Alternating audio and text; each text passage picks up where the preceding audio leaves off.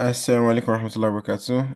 بسم الله والصلاة والسلام على رسول الله وعلى آله وأصحابه ومن والاه ثم أما بعد. Welcome to the third episode of this year's Ramadan in me for the year 1446, also 2025 in the Gregorian calendar. Um, this is our third episode for this year, and inshallah, our episode today is titled Deen-Life Balance. So thank you very much for joining us, and we will proceed soonest, inshallah. So this year's programs have been kind of structured in a certain way. If you've seen the flyer, at first we talked about what it means to be young Muslims, and we talked about seeking knowledge in old age. That's for people that are older Muslims. Then today, inshallah, we're talking about Deen-Life balance, which is practically kind of a more practical approach to things. If the past two sessions were about theoretical knowledge, just intellectual knowledge, this ones would be a bit more practical. Inshallah, today we'll be talking about how to balance Deen and life. Tomorrow we'll be talking about how to be a Muslim in the digital age. And inshallah next week we'll talk about two other topics that are a bit more practical. One of them is hustle culture versus baraka culture. So before I start, I would like to recite two sections of the Quran to kind of give us a brief intro into what today is going to be about. And my co-host Mukhtar is here. So while he might not be he might or he might not have his video on, but he's always here to support me and to make sure like the program has a smooth flow. Um, Assalamu alaikum, Mukhtar. نعم وعليكم السلام ورحمة الله وبركاته. Yeah. So yes, so as I was saying, the first set of verse started to recite are the ones from Surah Al-Imran, where Allah subhanahu wa ta'ala says, زُيِّنَ بعد أعوذ بالله من الشيطان الرجيم بسم الله الرحمن الرحيم. Allah said, زُيِّنَ لِلنَّاسِ حُبُّ الشَّهَوَاتِ مِنَ النِّسَاءِ وَالْبَنِينَ وَالْقَنَاطِيرِ الْمُقَنطَرَةِ من الذهب والفضة والخيل المسومة والأنعام والحرث ذلك متاع الحياة الدنيا والله عنده حسن المآب قل أنبئكم بخير من ذلكم الذين اتقوا عند ربهم جنات تجري من تحتها الأنهار وأزواج مطهرة ورضوان من الله والله بصير بالعباد. So in this verse, Allah subhanahu wa ta'ala talk about things that human beings desire, things that we love. زين للناس حب الشهوات من النساء والبنين والقناطير المقنطرة من الذهب والفضة والخيل المسومة والأنعام والحرث. So Allah subhanahu wa ta'ala in this verse is talking about how human beings we love men love women, women love men, people like love children, they like animals, land, food, and things of that sort. But Allah says, "Kul a'unabbi'ukum bi khayrin min dhalik." He said, should He tell us what is better than that? لِلَّذِينَ اتَّقَوْا إِلَى رَبِّهِمْ جَنَّةً. So those who are conscious for the fact that with their Lord is what Jannat tajri min tahtiha al-anhar khalidina fiha, a garden, a paradise that they will be there forever. Wa azwajun mutahharatun wa ridwanun min Allah. And what else can be better than Allah subhanahu wa ta'ala being pleased with you? So this is one of the key points of today's discussion. How can a person balance between their dunya and their deen? How can a person balance between deen and life? And also in Surah Al-Hadid, also says, اعلموا أنما الحياة الدنيا لعب وله وزينة وتفاخر بينكم وتكاثر في الأموال والأولاد كمثل غيث أعجب الكفار نباته ثم يهيج فتراه مصفرا ثم يجعل حطاما وفي الآخرة عذاب شديد ومغفرة من الله ورضوان وما الحياة الدنيا إلا متاع الغرور. So in this verse, the teachings are very similar to the other verse as well. That life is about competition, wealth, and other things. But وفي الآخرة عذاب شديد ومغفرة من الله ورضوان. In the hereafter is what عذاب شديد, a very severe punishment. ومغفرة من الله, forgiveness from Allah, ورضوان, and pleasure. So today, inshallah, we have two of our elders. We have Pharmacist Muhammad and our modest Zainab, to join us today to talk to us about a few things. So one of and primarily what they're going to talk to us about is Deen. Um, they're going to talk to us about Deen life balance, how a person can balance between their Deen and their life. So I will just introduce both of them, and I would have Inshallah, Brother Mukhtar take over and go on from there. So our mother Zainab Garba Muhammad. She's the founder and CEO of Fantastic Home. She's a renowned home stylist and an entrepreneur. And one of the things that's mentioned is that she is known for her ability to create breathtaking living spaces. Spaces that when she's done, when I say building them or designing them, it transform from a house into a home. She was put it like that. And she has operations run in Bonny Island and in Abuja as well. So she has more than 15 years of experience in this field, and she's been doing this for quite a while. But also, like, apart from just this, she also attended Usman Afford University, where she has a bachelor's science in geography, and she's also trained. She has a diploma in interior decoration from Lotus Institute in Dubai.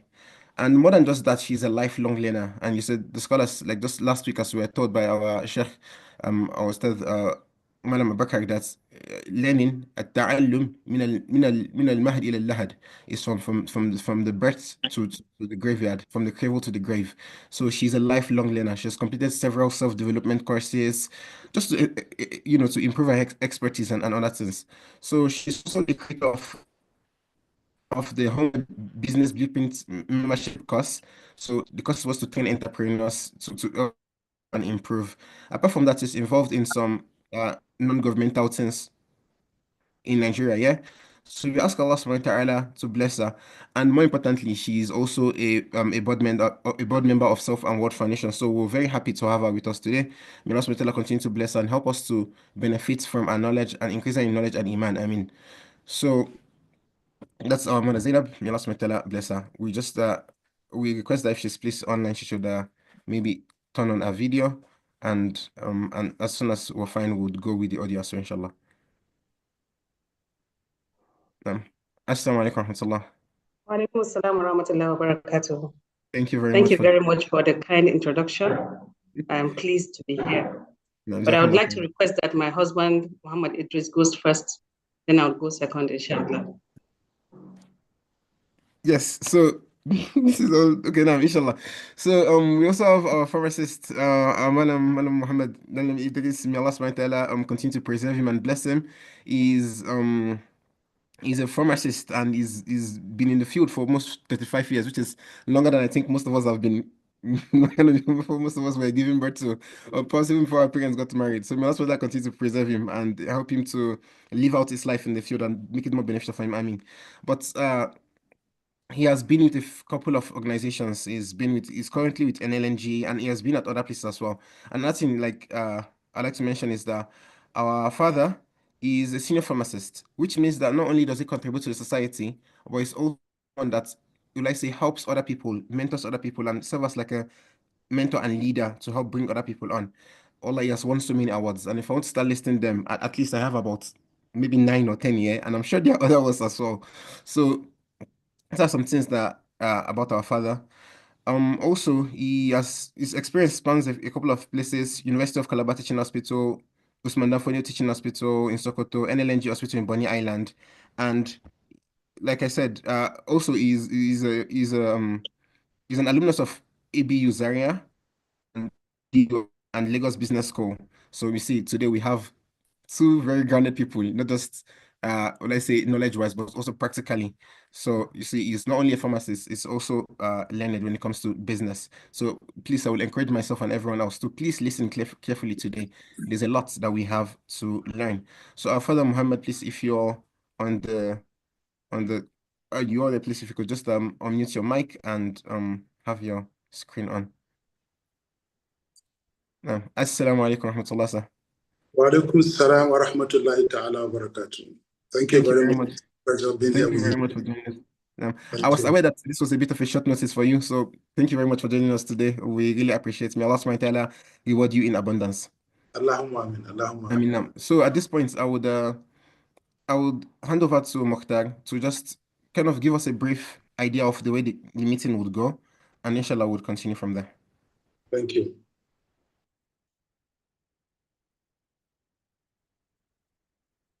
Mokhtar, you're muted. Assalamu alaikum wa rahmatullahi wa barakatuh. Walaikum salam wa rahmatullahi ta'ala wa barakatuh. I'm really glad to see everyone, and I'm grateful for everyone who has taken out of their time to join us.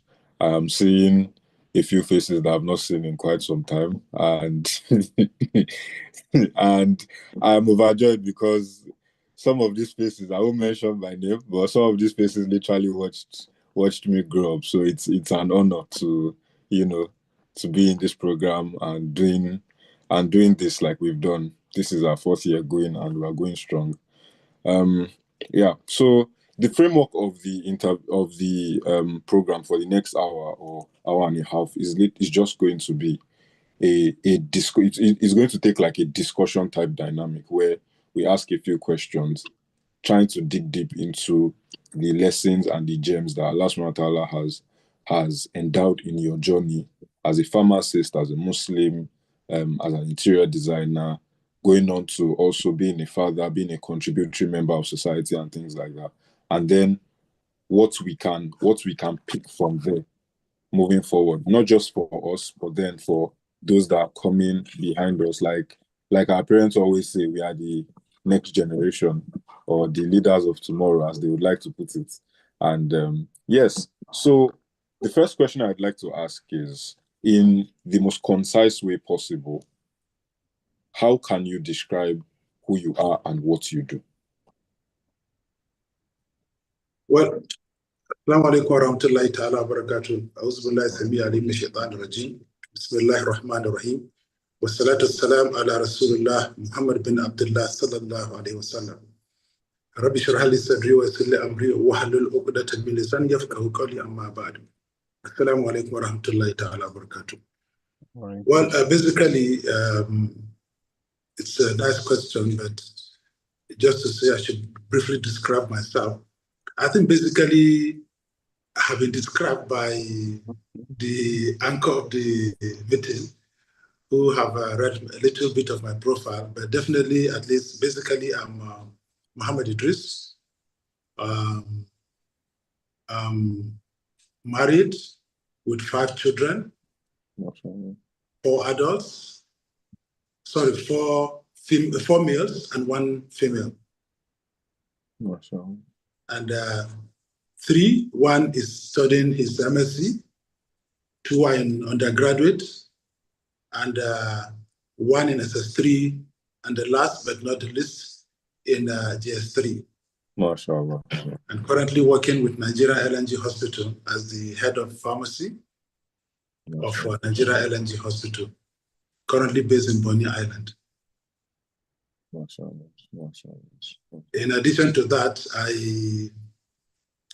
I mentor colleagues and also mentor kids and children, adults, university graduates, especially in the area of both how they can help themselves, how they can be independent, and also how they can help the Deen, contribute to the Deen in their own little way.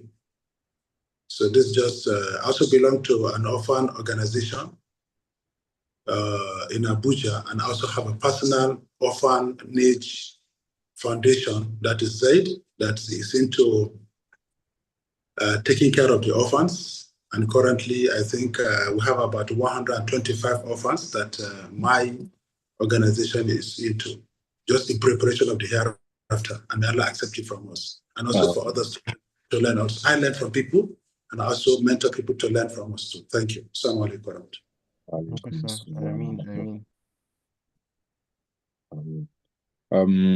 Jazakallah khairan for that beautiful introduction. It was quite concise, and alhamdulillah. I would like to move on then to Sister Zainab. Could you kindly do the same? How best could you describe your journey as regards to who you are and what you do, and also the impact you've been privileged to have on the society, going from when you started up until now? Well, Assalamu alaikum wa rahmatullahi wa barakatuhu. Rabbi shrah li sadri wa yassir li amri wahlul 'uqdatan min lisani yafqahu qawli. I would say my journey has been that of growth, transformation, and continuous improvement.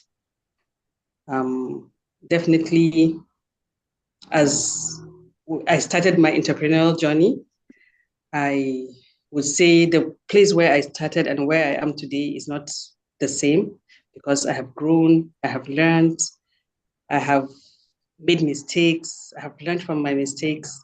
So it's a journey of continual improvement and really getting better. Yeah. So that's what I'll say about my journey. What did you say again about the question? Could you?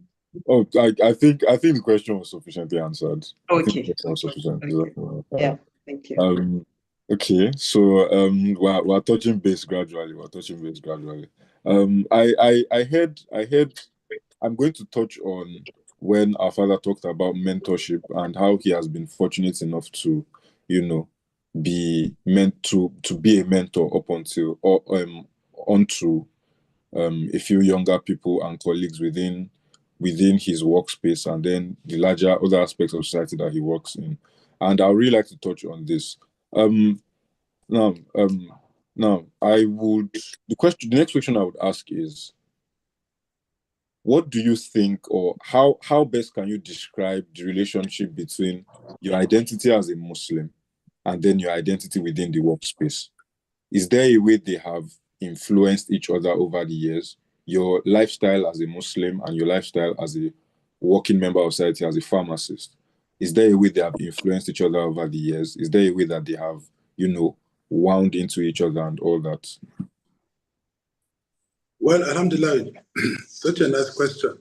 Well, being a Muslim, it's always important. What I think I've joined NLNG for the past 22 years now running, and I think NLNG is a place where you have different people from different culture and different background, and where you have both Muslims and non-Muslims. And Alhamdulillah, NLNG as a company, they try as much as they can to ensure that everybody is given an equal opportunity, except otherwise. And for me, as a Muslim, I wasn't shy to identify myself as a Muslim in NLNG. And till now, at least I identify myself as a Muslim.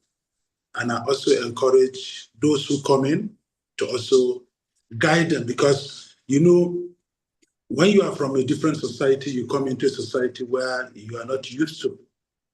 For instance, you're coming from a Muslim background and you're coming from Muslim culture, and you now find yourself in a system whereby you see people of different faiths or different culture, and you tend to be a bit scared. Initially, you'll be scared that, do I belong to this society? Because a typical example, when I joined NLNG in 2003, as I came, the people I met, the environment where I'm working, most of them are non-Muslims.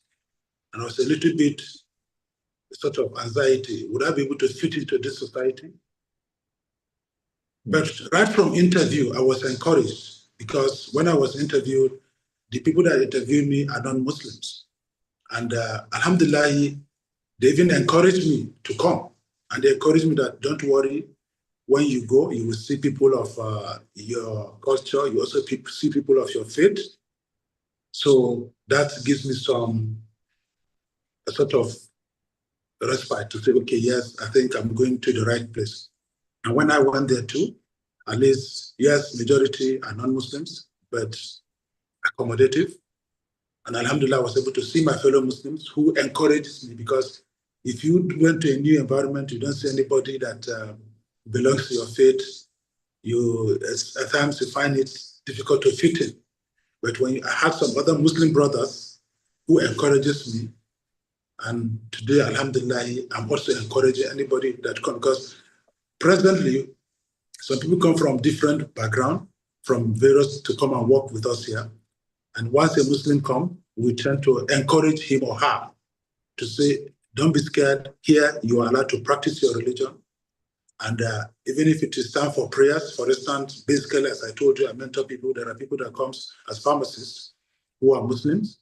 And when they come, I tell them, when it is time for prayer, just tell your colleague, sorry, please, I want to go and pray. And I try to tell them, even you are given 1 hour for your break, for your lunch. So use that 1 hour. Out of the 1 hour, use it to go, at least remove something out of it to go and do your obligatory prayer.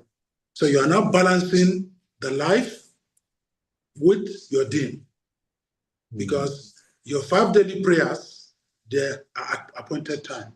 So what's important for you is to see how can you now plan yourself, because if you plan, you succeed. But if you fail to plan, you are planning to fail. You are planning to fail if you don't plan to succeed. So I tell them what you should do. You have 1 hour. So that 1 hour between 7 to 4, you have 1 hour. Use that your 1 hour break, lunch, to go for plan yourself so that you can go for your lunch during your prayer period. So nobody will embarrass you or to antagonize you. You are away, you didn't go, why are you not on your duty or things like that. So that is the way I tend to, from day one, I advise them what to do. Then when it comes to at least 4 o'clock, we close by 4. Because we close by 4, I tell them 4 o'clock, once it is 4, you are free. You are not eating into the company's time. So even if you are entering into the company's time, what is important is between you and your colleague, try and create a relationship. Because if you create a relationship between you and your colleagues who are non-Muslims, they will even be the one to say, it is time for prayer. Because you already identify yourself with them to tell them, this is my prayer period. So that relationship is okay, please, even if you are on call duty, because the way we work in the hospital, you are on call, you do call duty. So because of that, you will tell your colleague, please hold on a bit for me, let me go and pray and come back. And then the moment you create that relationship, you'll be able to blend between your deen and your life. Let me stop here, except if there are things you need. Thank you. Mashallah, mashallah. I love the answers so much, and I would like to pick on some things that you said, because if I'm going to wait till the end, I may not be able to recount everything.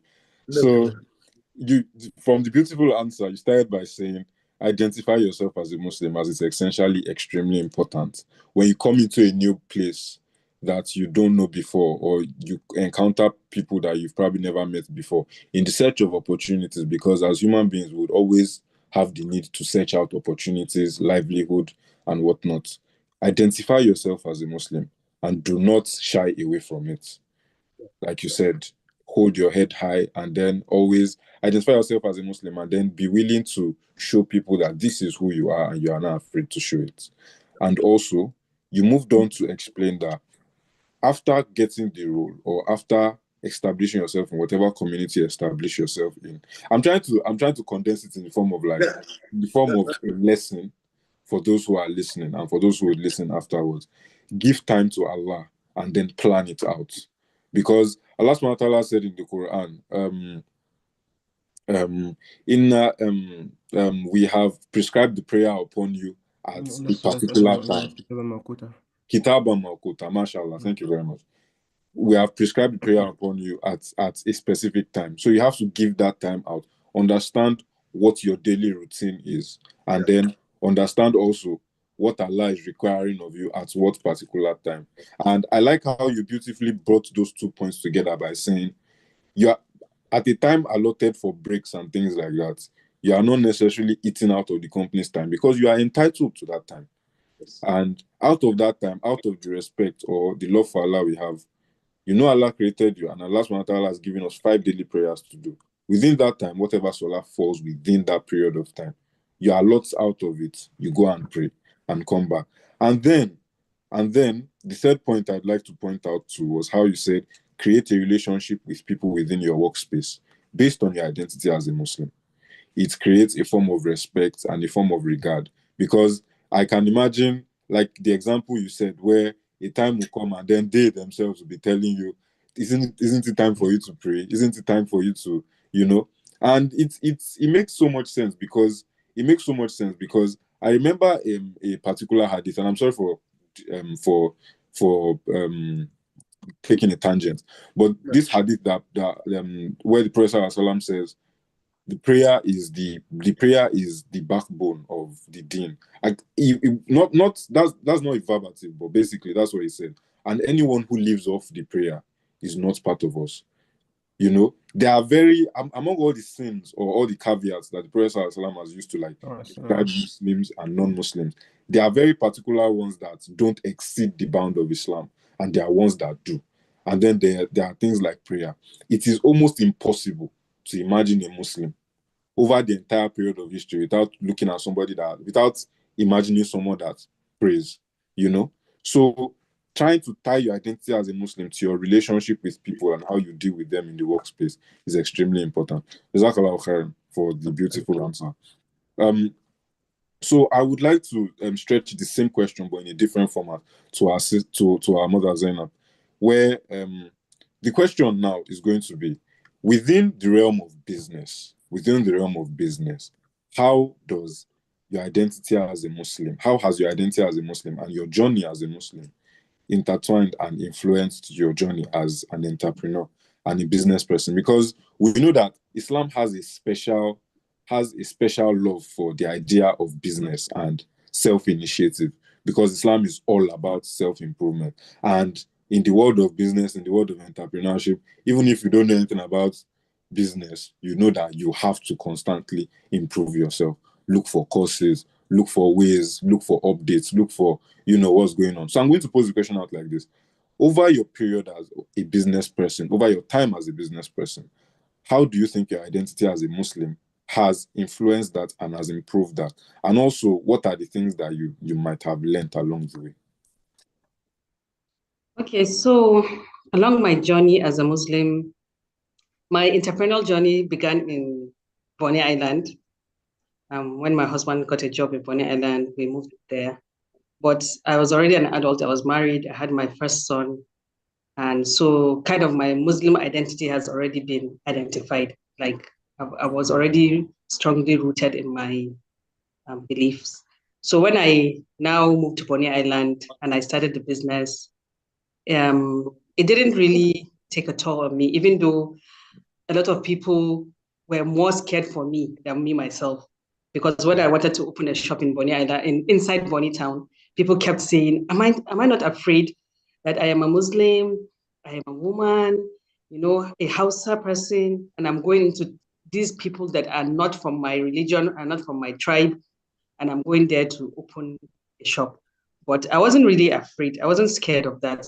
And Alhamdulillah for Bonny Island and for the RA, it's already a place where Muslims are welcome. The community is already strong.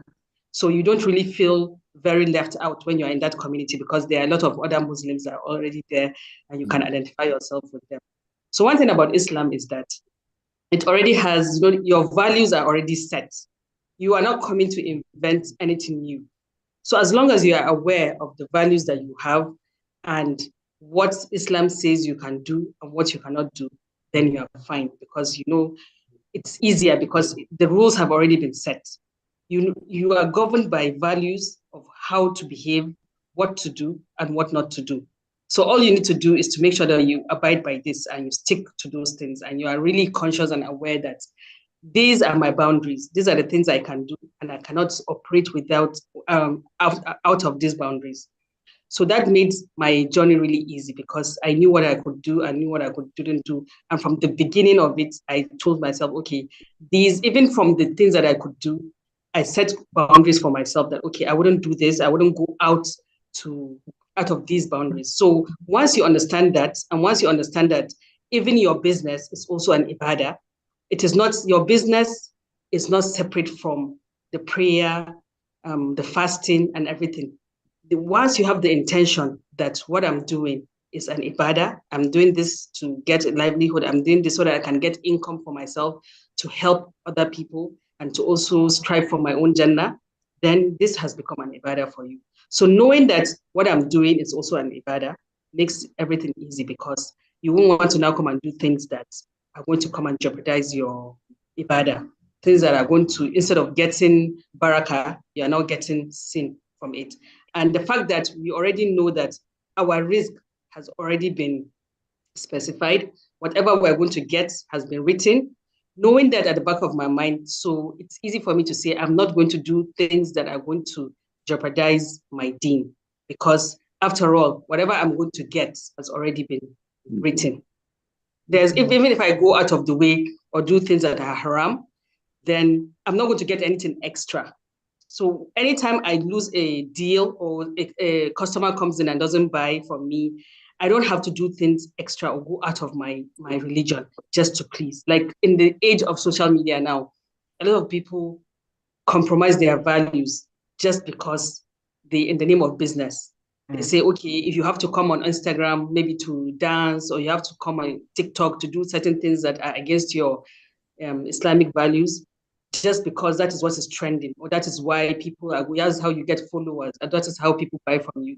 But them forgetting that even if they do that, they are not going to get anything extra from what Allah has already written for them. So knowing that at the back of my mind, I know that I have to follow these Islamic guidelines to also run my business and my entrepreneurial journey. And it doesn't change anything, because the moment you are self-aware and you are confident in yourself, in your identity, in you being a Muslim, other people will respect that.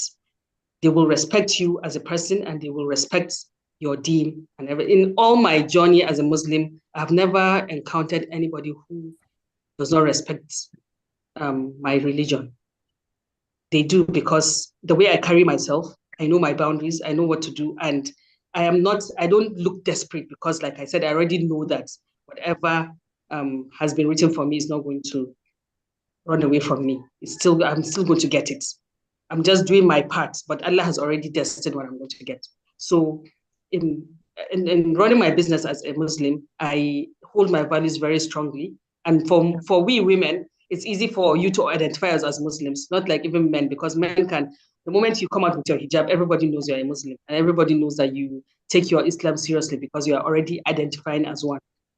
So I hold my identity very dear. I make sure that each time I have to do something, my Islamic values and the values that govern the law of entrepreneurship and everything, I try my possible best to make sure that I put them in place in my business. Jazakumullah khairan. I would take away for like a few minutes, and after that, Mukhtar so will come back. So I think when you were talking, and also when our father was talking, like some verses in the Quran kept on playing in my head. The verses from Surah Al-Isra, where Allah subhanahu wa ta'ala says, "Man kana yuridu al-ajila ajjalna lahu fiha ma nasha'u liman nurid, thumma ja'alna lahu jahannama yaslaha madhmuman madhura." ومن أراد الآخرة وسعى لها سعيا وهو مؤمن فأولئك كان سعيكم مشكورا كلا نمد هؤلاء وهؤلاء من عطاء ربك. So the verse are teaching us that من كان يريد العاجلة, if a person is perhaps trying to cut corners, trying to do certain things that Islam does not support, and they're trying to get to the ajila, like something that's the fast world, the something they can get by cut the corners to get money, or cut the corners to get promotion at your work, or maybe you're refusing to pray because you want to please certain people at your job. Even just like our father said, that even when he was invited for the job interview, he was told that this is a place where you can practice his religion. But sometimes we're afraid that perhaps if I decide to put some effort into my religion, it might affect my destiny. But just like our mother said, and the hadith that Imam An-Nawawi brought in is and we're in that whatever a person would have, your risk has already been written. Your risk has already been written, so you should not go out of your way to get it. And also the other part says, ومن كان يريد ممكن يريد الآخرة وسعى لها سعيا وهو مؤمن. And if a person if what a person wants is the آخرة وسعى لها, and you work hard for it وهو مؤمن, and you a believer, فأولئك كان سعيكم مشكورا. So a person's سعيهم مشكورا, the person's efforts would not be wasted. They will be appreciated by Allah subhanahu wa ta'ala. And something I think that's very beautiful that both of you said, that's kind of it's combined, is the fact that once you're a Muslim and people around you understand that you're not just a Muslim by name, you're a Muslim, you put in the effort, you're practicing, maybe like as a man, you keep the beards, you pray when it's time to pray, you are honest in your dealings with people, or as a lady, you wear the hijab, you're not mixing with people you're not supposed to be mixing with, and things like that. People tend to respect you. Allah subhanahu wa ta'ala said in the verse, Man kana yuridu al-izzata falillahi al-izzatu jami'a. من كان يريد العزة فلله. So if a person wants dignity, if a person wants to be respected in society, فلله العزة جميعا. The other verse says ولله العزة ولرسوله وللمؤمنين. So if a person wants respect and dignity, it says ولله العزة, it belongs to Allah. ولرسوله, to his messenger. وللمؤمنين, and to those who believe. So I think that's a very beautiful and encouraging thing for like myself. Because alhamdulillah, actually, late last year I got into business myself. So I think that's a very encouraging thing to hear, because it keeps us steady on this path. So the next question that we have here is that, okay, there's a couple of questions, but one of the questions I wanted to ask, maybe Mokhtar will take the other one, is that what are some common mistakes that people make? What are, like in your experience, what are some common mistakes that I've seen people make in their career or in business, particularly as Muslims? But I think one of them goes without saying, that a person perhaps compromises their deen for the business or for the career. But what are some other mistakes that you've noticed that some people make that we should be careful of? So if I've no, please go ahead. The question is for who now? Either one of you could take it, sir. No, but we'll still ask her as well, inshallah. Okay. No. I think the common mistakes is number one is not prioritizing your goals. Because the first thing is, if you don't prioritize your goals, then you tend to make a mistake and you tend to run into trouble. That's define your goals first, or your objective. What is your purpose? What do you want to achieve? Because they said the end justify the means. So if you define your goal very well, and you know where you want to reach as a Muslim, automatically, and you work towards that. That's planning, because they used to say planning is half of the deen. That is half of your life, or whatever you call it now. That is, if you don't plan, if you plan and you know where you want to go to, the likelihood of making mistakes will be minimal. But if you don't have a plan, you don't have a goal, the likelihood of making mistakes will be more, because there's nothing like try and error, try and error, try and error.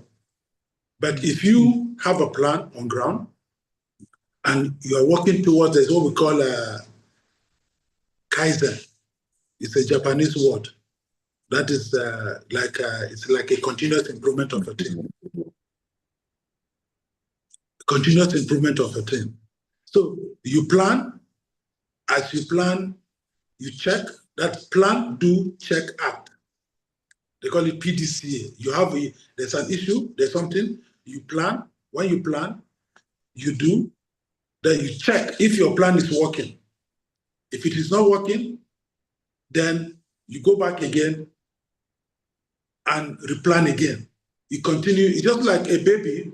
When you are giving birth, you have to start. You don't just start crawling because you want to start walking. You don't just from baby to start walking. You have to start crawling first. You crawl, you fall, you get up, you fall, you get up, you fall until you stand up.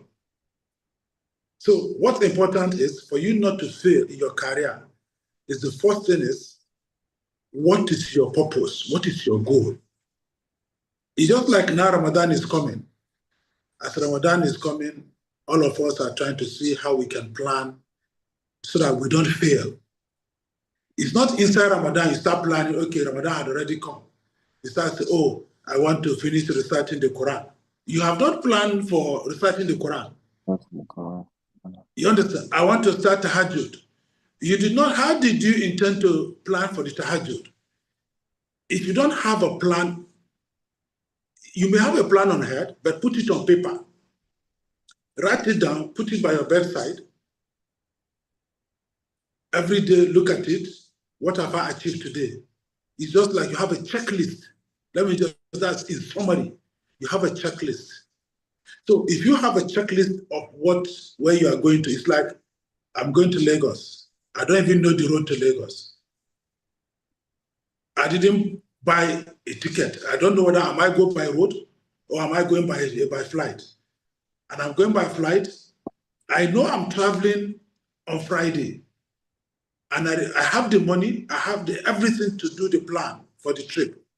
and I refuse to, then it's on the day, and I go to the airport that I want to buy the ticket. The likelihood of you getting that ticket that day is 50-50. But if you buy a ticket from day one, you already know that, yes, you are traveling. So what the mistake people make is lack of adequate planning, one. Two, lack of a mentor, somebody or an advisor. Three, you have an advisor, you have a mentor, but you are not taking ownership of whatever advice or contribution that is given to you. Because even if I advise you, you should be willing to also take the advice and compare with what you already have to see, so that, because the truth is, the secret of my success, I used to tell the people, and that's the people I mentor. People think I'm intelligent. I used to tell them I am not intelligent. I'm only smart. And what is the smartness? I pick from Mr. A, I pick from Mr. B, I pick from Mr. C, I add to the little I have, then I leave the rest to Allah subhanahu wa ta'ala. That is how I succeed. That's how I've been succeeding. But if, for instance, I just feel I know it all, that means I'm preparing to fail. It's a big mistake. That doesn't mean that I don't make mistakes. Definitely in life, there is qadar. There's qadar. You have planned, did all your plans, put all the necessary machineries in place, and you have prayed to God to guide you. But at the end of the day, you did not succeed. That is qadar. So it's possible Allah had kept something for you. That thing is not meant for you. So he has kept it somewhere, either to change it with something differently that is better with that. So there are mistakes that you do negligence. So we should try as much as we can to do proper planning and consult. Even in Islam, you are supposed to be consulting. Consult with people of wisdom, people of knowledge. So if you move with people of wisdom, people of knowledge, and people who are older than you, not really older than, they can be, some people can be older than you, but they are not the right people to move out with. Yes. So move with people who are older than you, but the right people who will guide you to your deen, who will encourage you with your deen, who also encourage you with your also worldly things, that because with the world you can get the hereafter. With the world, I'll write it down. yes, with the world you can get the hereafter. So I was going to, sorry to come in. Thank Again, you. there's a verse that our Staziza, she always reminds me of the verse in, as it's Surah Al-Qasas, ولا تنسى نصيبك من الدنيا وابتغي فيما آتاك الله دار الآخرة. And you should, with what Allah has given you, you should seek out the dar al-akhirah. No, yes, no. Thank you. Go on, sir. Yeah, because you can use your dunya for your akhirah. So nobody is saying don't look for your dunya. You just to balance the two.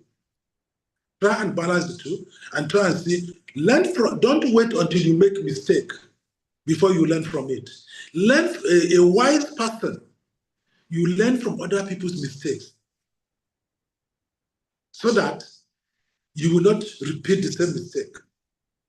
A typical example where I work, I used to tell my colleagues, if you notice a mistake from another person, that's what we call learning from incidents. That is learning from mistakes. So if Mr. Muhammad makes mistakes today, write it down. What is that mistake? And what did he do to prevent the reoccurrence of such mistake? Whether in your workplace or in your business. so that, and what did he do to correct that mistake? And what did he do to ensure that such a mistake, what are the mitigations put in place so that such mistake doesn't happen again? So the moment you learn from such, the person coming and he reads that, okay, Mr. Mohammed made this mistake, this is what he did to correct that mistake, and this is what he put in place to make sure that such mistake does not happen. The likelihood of that mistake happening to Mr. Ahmed or Mr. Mukhtar will be minimal. So this is, I think, I would like to stop here. Thank you, except if there are other things you would want to know.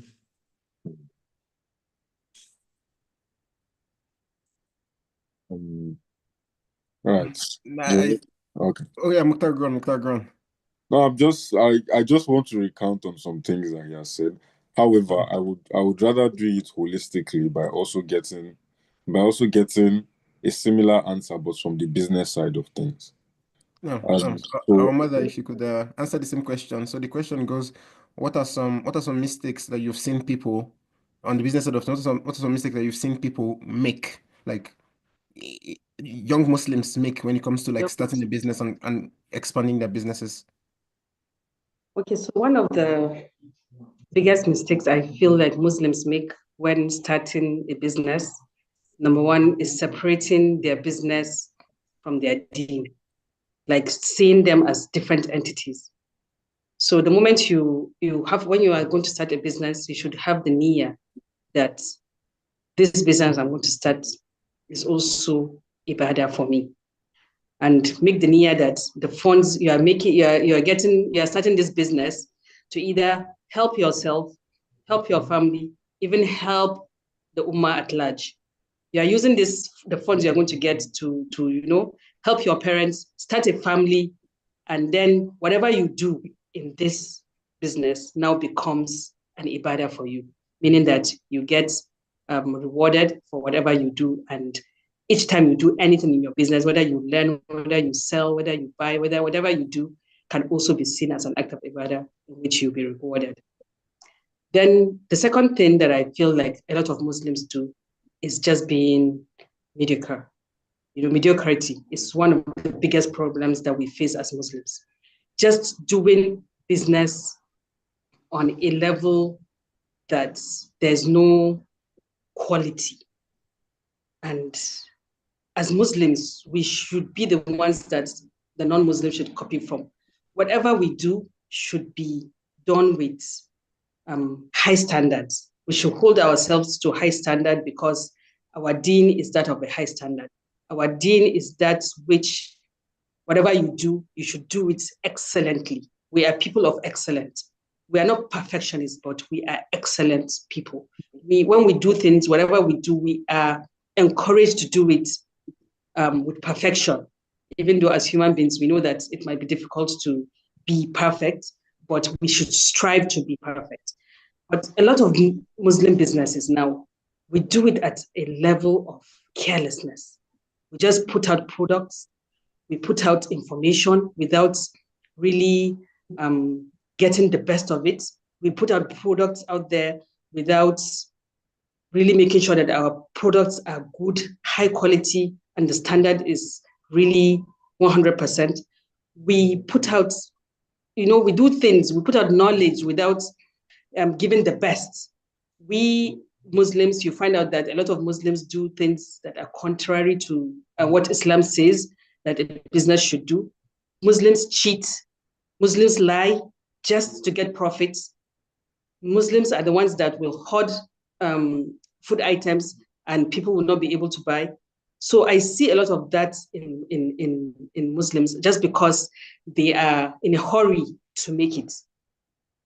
The moment a person starts business, you start comparing yourself to the person who has been in business over a very long period of time, and you are in a hurry to make it a quick fix kind of. And especially with the youths now, I see them trying to cut corners, trying to not put in the work, but reap the benefits of it, trying to see how can I make it fast.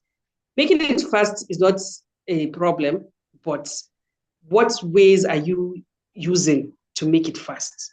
So these are some of the problems that I see in Muslims that are starting businesses. And if they can really be able to make these things better, then everything will also be coming better for all of us. Jazakumullah khairan. I think I didn't want to talk the things that my husband had already said because yes, I have. So I just brought in another perspective from it. yes, But no, like all of them intertwined. yeah, They all go together. yes, no, just like with is Mukhtar still here? I can see.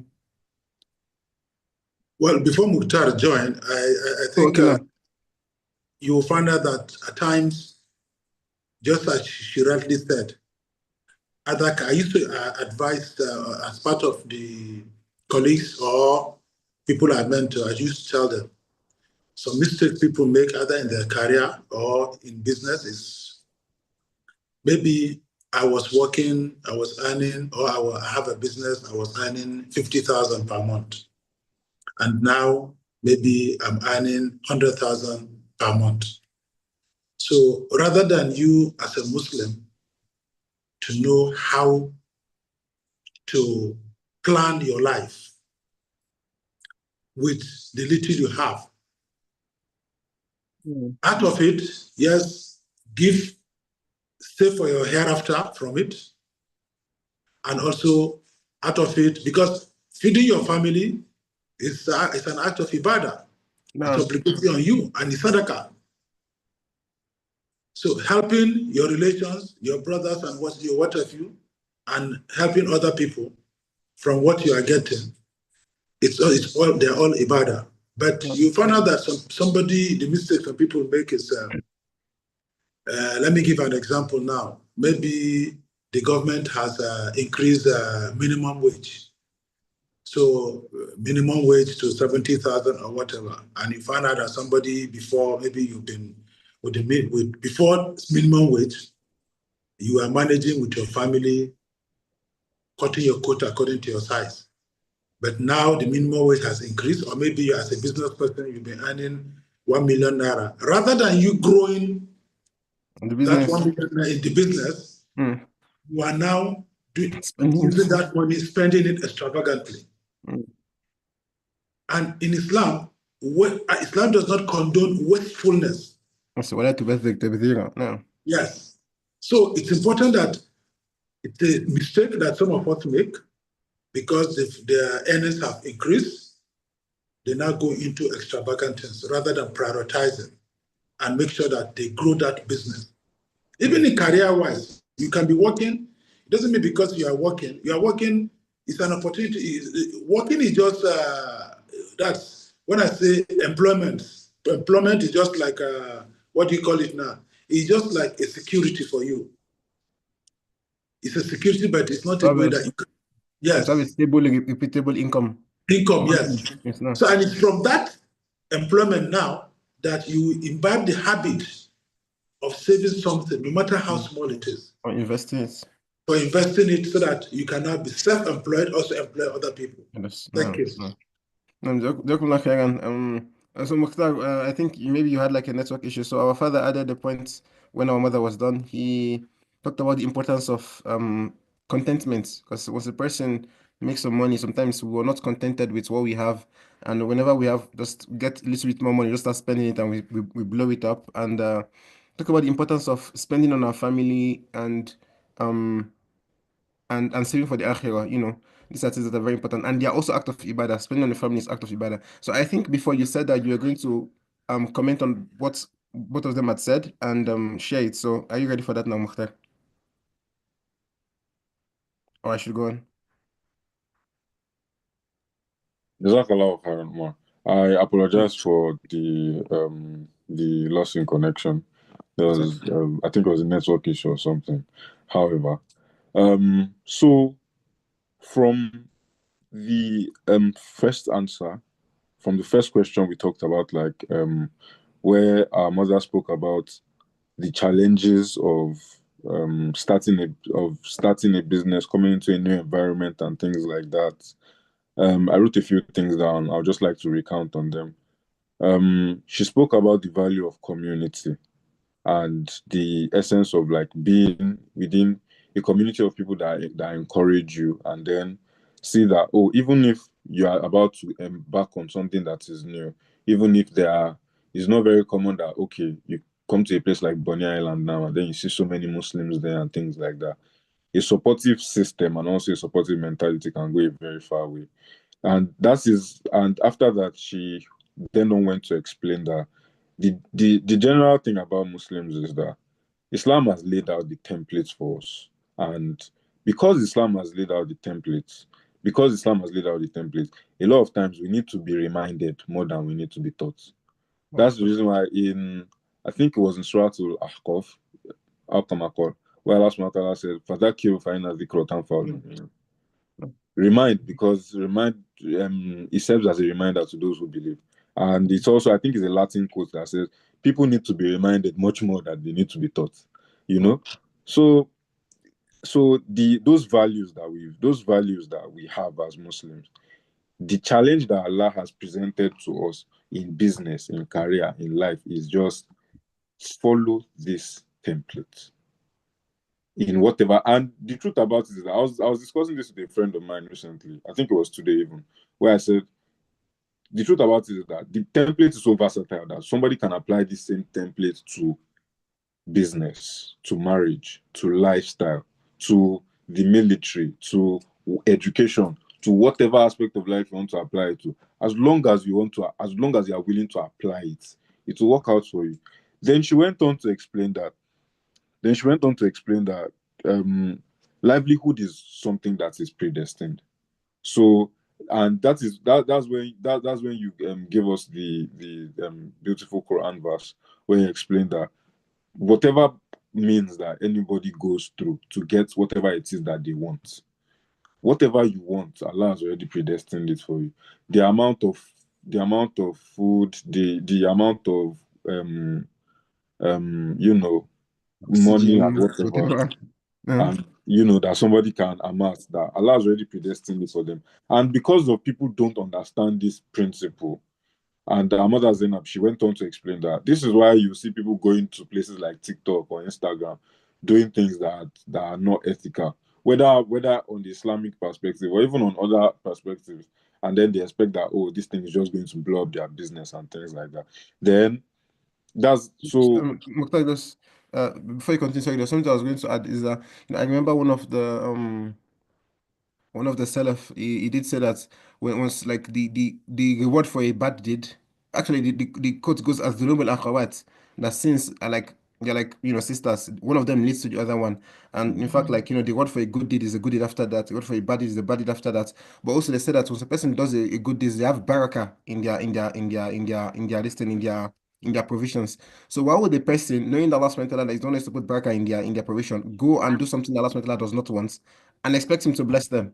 So I just want to at that point, once a person knows that, has that mentality that Allah subhanahu wa ta'ala is one that shares the risk, is one that shares, that assigns provisions to us, then a person would in fact be much more, let's say, inclined towards doing those things that is pleasing to Allah subhanahu wa ta'ala, so that he will bless them and it would expand for them their provisions. So just go on. Just wanted to mention that point quickly. I'd also like to add that, Mukhtar, let me add that this point, there are also people that use it in the other way. Yes, in the other way, because they now become very lazy and they say, after all, whatever I'm going to get has already been fixed by Allah. So I might as well just be relaxed. I'm going to get it. There's no need for me to work hard to get it. But that is not correct. The only time you should be thinking about this is when you are going to do something that is at the back of your mind. You should have it that, as a Muslim, Allah has already said it, so you have to believe it, that your risk has already been destined. But that doesn't call for laziness, because do you know what your risk is? You don't. You have to strive. You have to have a goal. You have to strive to get. If Allah wills that you get it, then alhamdulillah. And if He wills that you are not going to get it, then qadarullah. That's how Allah wants it. So people also use it in the other way, to become lazy, use it and become lazy and not to pursue goals and say, you don't have to be worldly, because after all, whatever Allah has destined I'm going to get has already been destined. But the more proper understanding of this is that you should strive for what you want. Strive to get what you, as long as you are following the halal way of doing things. You are following the halal means.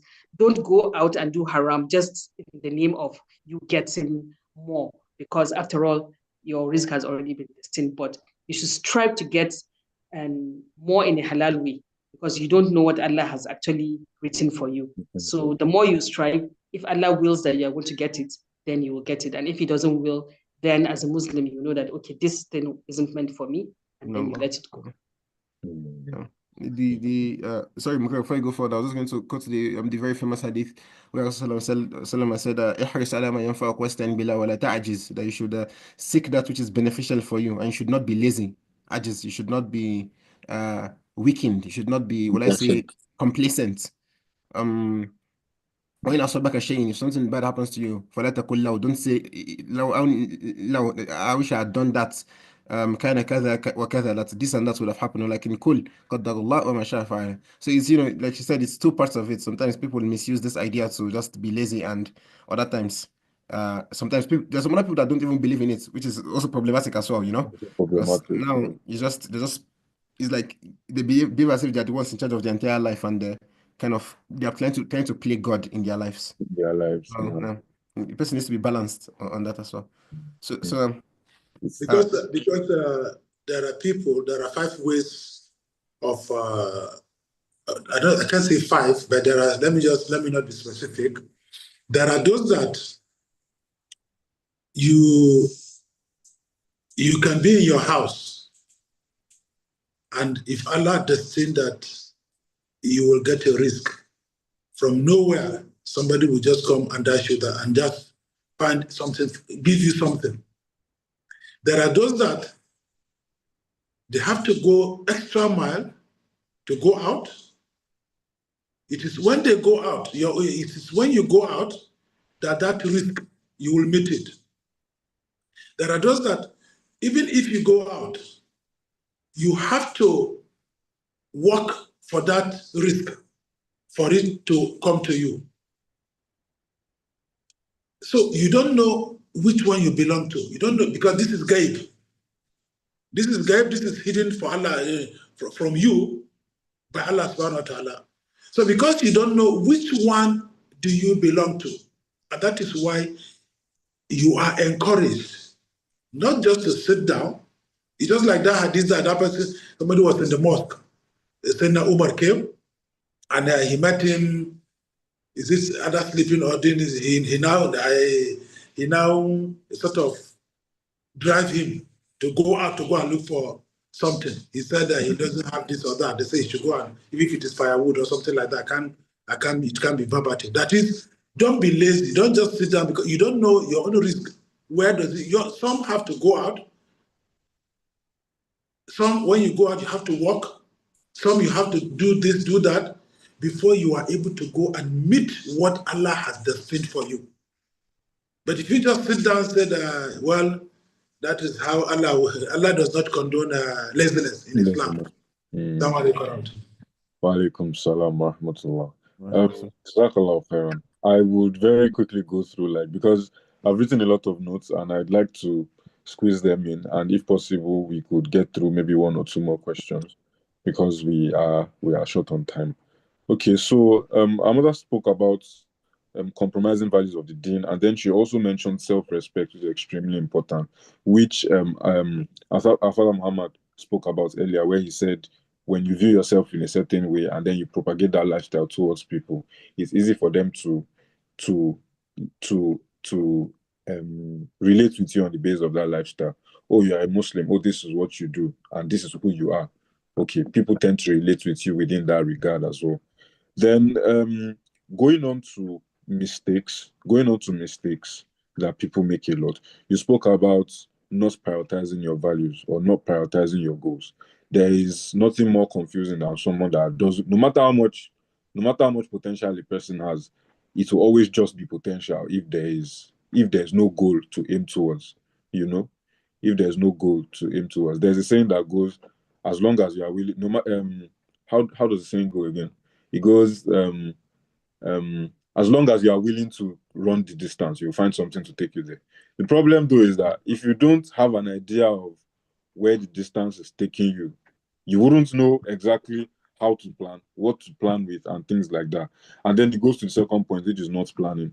A lot of people have the most amazing dreams about how they want to go to Umrah and go to Hajj and open a school somewhere or an orphanage or learn this course or learn that course, but then they never plan anything. They don't document. I remember this. There's this popular.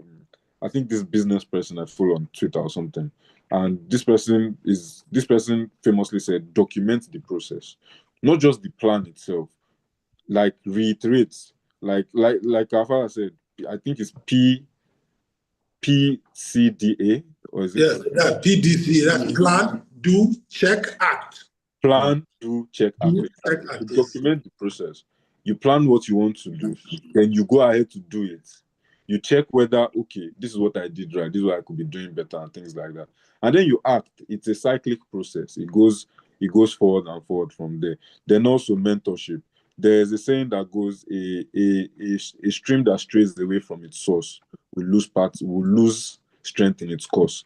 Meaning, no matter how much potential you have, no matter how much you think or you believe in yourself, and which we encourage, it is extremely important that you have a mentor, because the reality is that whatever dream it is you have, somebody has had a similar dream or walked that similar journey in the past. And whether you want to play your cards right or not, that person probably knows more about what you are doing than you do. Yes. Even though, and the thing about our generation, I can't remember, I think it was in the last session we spoke about it, is that particularly now, because we are in the world of click and have, click and do, click and this, click and that, everybody wants what they want now. They are not willing to like be perseverant and things like that. But you need to understand that as much as you are enthusiastic as what you want to do, you also need the guidance of people that have done it before. Because there's nothing that inspires confidence as much as past experience. A very good example is the Isra wal Miraj. The Prophet ﷺ, even though he was the best of mankind, a lot of the personalities he spoke to along that journey were people who have had constant relationships with human beings and knows how they work. Musa, Exactly, Musa alayhi salam. One of the prophets told you, these 50 salawats that our Lord gave you, go back, go and ask Allah to reduce it, because He knows these people, He knows them, you know. So if the Prophet ﷺ is seeking mentorship, who are we not to seek mentorship? Okay. Who are we not to seek mentorship? When Prophet Adam والسلام, came to the earth and he didn't know how things worked and things like that, Allah sent angels to teach him the way the world worked. Yes. Allah also sent, when Prophet Noah was instructed to build the ark, Allah also sent angel Jibril والسلام, to teach him. So teaching goes a long way. Teaching and mentorship goes a long way. So we should also not, discount it. Then there's ownership as well. A lot of times when people have mentors, they feel like it is an excuse for them to take a back seat. A very big problem with things like that is that you'll find that people that take a back seat on issues that have to do with their own lives, a lot of times their mentors either lose the motivation to teach them or lose the interest, because they see that even me that I'm helping you with this thing, it seems like I'm more interested in this thing than you are. Than you yourself. You have to show up for whatever it is that you want to do, because it is about leverage. Time and effort, they multiply to give you constant leverage over whatever it is that you do. And the more leverage you have, the more likely you are to succeed. Then we went into where he discussed, with the world you have, you can get the akhirah. With the world you have, you can get the akhirah. And we're constantly reminded of this verse where Allah subhanahu wa ta'ala said, Wala tansa nasibaka mina dunya. Because they are all different parts of the same puzzle. Allah subhanahu wa ta'ala that created the akhirah also created this world for us to live in. And yes, we seek livelihood. And through those things, we can use them as acts of ibadah, like our mother Zainab said, to achieve or to gain the akhirah. Then also, he also spoke about how a smart person learns from the mistake of themselves, but a wise person learns from the mistake of other people. If you find that there is something that you are having a hard time doing or a hard time getting through, You look for people that have made such mistakes or have made such, actions in the past and try to see where they went wrong or what they did. Is better than having to learn from your own experience. They say life is the best teacher, but it's often not the kindest. It's often not the kindest. No. It's just like telling a child to stay away from a stove. Maybe the stove is hot. Maybe the stove is hot, and there are two children. The one that touches the stove will learn the lesson much faster, but it will be more painful. But the one that listens wouldn't have to go through that process. No. So it's extremely important. We learn from mistakes of other people as well. Then, still speaking about mistakes, our mother went on to mention how separating business from deen is not the best way to go about it. Like she said, they are all puzzle pieces within the same equation. Then the issue of mediocrity. Allah subhanahu wa ta'ala said in Surah Al Imran, Kuntum khayru ummatin ukhrijat linnas. You are the best of mankind. It will be a very big irony for someone who is termed or titled the The best of man best. to put effort into their business and continuously, put out mediocrity into the world. Because Mukhtar, now, no, I was going to say, like, there was a while ago, one of my mentors, Imam Yunus Ibrahim. I was speaking with him, and he mentioned a hadith to me. He says, Allah subhanahu wa ta'ala, Inna Allah yuhibbu abdan idha amila amalan an yutkina. That Allah subhanahu wa ta'ala loves the servant, that if the servant does something, he does it perfectly. perfectly, perfect. Also the hadith in An-Nawawi that said, Inna Allah kataba Kata al-ihsana. ihsan ala kulli. No. So Now, yes, as Muslims, there should be that drive to be the peak. Like you also it- said, it makes no yes, sense for Allah to call us the best and would be mid. and will be made. It's It's not not, balanced. it's, Yeah. it's not balanced. It's not balanced because Yeah. even if you look at the history of Islam, you would see that a lot of times the quest for knowledge and the quest for independence and mastery has driven Muslims of all different eras to achieve great things. Look at Ibn Khaldun. Look at Umar ibn Abdulaziz, rahimahullah. Look at various people, Al-Khawarizmi and things like that. Then very quickly, or lastly, she also spoke about carelessness, and it's also like you said. A lot of times when Muslims think about the idea of Qadar and how Allah is in charge of everything that we do, they tend to take a backseat on these things. But you realize that the problem with that is mediocrity can very quickly become a lifestyle. Okay. A lot of times people don't realize. You may think that, oh, it's just this time, okay, we are trying things out and things like that. You don't know, you might be enforcing beliefs in yourself that, oh, this should be my new norm. You cannot make bare minimum the norm as a Muslim. It is not, it just isn't the way to go about it. And then lastly, contentment, the ability to look at where you are going but also appreciate where you are while you are getting there is extremely important. Because the Prophet said, if you look at those above you, you'll never be grateful. If you always look at those that have more than you in whatever regard or whatever respect, you will always be ungrateful. Because the reality is that and this thing constantly rings in the heads of we young people. And I've heard this in many conversations. Look at my mates, they are doing this. Look at my mates, they are doing that. Some of your mates are in the wheelchair, you don't know. Some of your mates are beneath the ground. You don't know. Some of your mates are not guided with Islam. You don't know. Some of your mates, they probably don't even have the intellect that Allah has blessed with, but you don't know. So contentment is an extremely important part. So very quickly, we'll go to the last section of the program, inshallah, because our time is fast spent.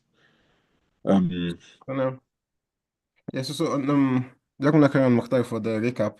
So yes, like Mukhtar said, our time is fast spent. But if you ask me personally, I think I would like to spend extra 31 hour listening to our elders and learning from their experiences, because you know we learn from their successes and we learn from things that they have noticed in other people, so we can progress.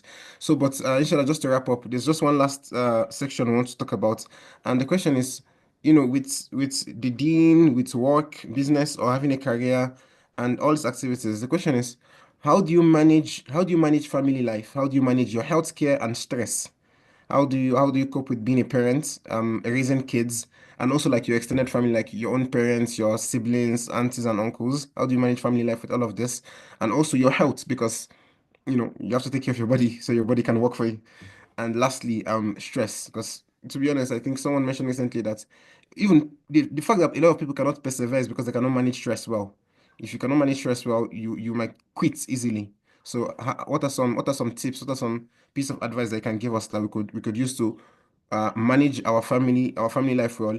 Maybe some people on this meeting are married.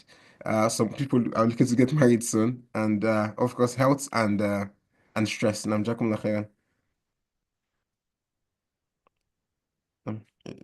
Assalamu alaikum once again. Wa alaikum assalam wa rahmatullah.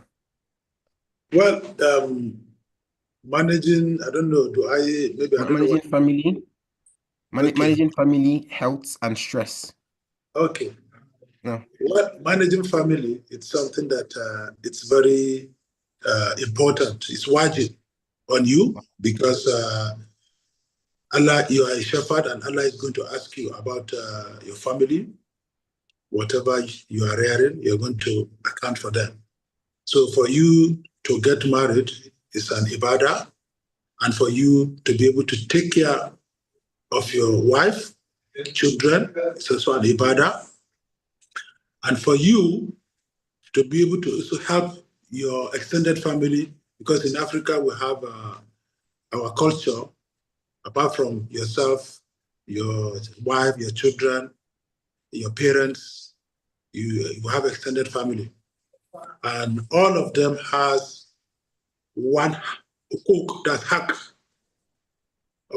that's one hak on you, and there's also hak between you and them. So what's important there is you don't compromise either because of work or because of business. You compromise them for your family. That's looking after your family. Because Allah is going to ask you, it's an act of ibadah that is going to ask you, how, okay, you have a wife. How did you take care of that wife? All that she needed to be provided for in terms of the deen. Have you been able to accomplish that? Yes or no? You're going to be asked. Nobody's going to ask you about your work or your this. Those obligatory things on you, your children. How did you rear those your children? Did you take care of your children in Islamic way? Or no, you only allow them just as wayward? Because what we are having now in this world, the challenges the youth are facing now, that's facing in terms of those kaba'ir, in terms of especially issues of drug addiction, especially issue of being people leaving the fold of Islam and things like that. So what is important for you as a family, or as a father or as a parent, it's a difficult thing for parenting. It's a difficult thing, but it's something that's obligatory upon you for you to ensure that you do the best you could and leave the rest to Allah subhanahu wa ta'ala. So that is in terms of that. You need to balance between your work or your business and your family, because family first. If you go, no matter whatever struggle we are doing, what are you struggling for? You're struggling for your family. If you are struggling to see what you can get to send your son to school or your daughter to school, you're struggling to solve something that you can help your parents or your brothers or your sisters or the ummah. Yeah. So since what you are struggling for is for them, you need to also give them their own time so that you will be able to help them to achieve what Allah subhanahu wa ta'ala has prescribed for them and for you. So you need to balance the two. That is one. In terms of, and how do you do that, is to ensure that at least, yes, you have kids, you take them to teach them the deen, and apart from teaching them the deen, you need to give them time also. You need to give them, because they have rights over you. So you need to give them that right by creating time out of your own tight schedule, because it's also it's ibadah. Because it's ibadah, you have to make sure that within your time that you, for your worldly things, you have to create that time because it's just the way you create time for your salah and things like that. So you also need to create time for your children, for your family, for your wife, even if it is sitting down with them to know what. So personally, what I do is I made it such that if they come on holidays, we'll sit down first thing in the morning, all of us, after Salat Subuh, we sit down, read the Quran. After reading the Quran, we like a reminder, we give ourselves topics that so that all of us will be empowered to a sort of you have a sense of belonging. So we give them those timings, give them topics to discuss, and when they discuss, each person will come with a topic and we discuss. For instance, holidays, I will say, okay, what you should do, I will create topics. And those topics are things that are related to the deen and things that are actually happening in the day-to-day life of today. For instance, I say, okay, you go and read about zina, come and tell us what Islam says about zina. You go and read about drugs. What does Islam say about drugs? You go and read about marriage. What does Islam say about marriage? Topics of interest. And those topics are things that are related to the current situation on ground. So with that, they know that yes, their parents are with them. So that instead of them going to get guardians from other people, at least even if they are getting guardians from other people, your parents are your best mentor. Yeah. So because as a child, you will never know the value of your parents until they are no more. You are saying if you don't take best use of the opportunity of getting close to your parents now, when they are no more, that is when you start biting your finger, when you have to be learned. So as far as your parents are alive, it's important that we get close to, even me, as I am here, I have to get close to my parents, not only you, the younger ones, but in as much as even if you have grandchildren, great-grandchildren, and your parents are still alive, you are still under them.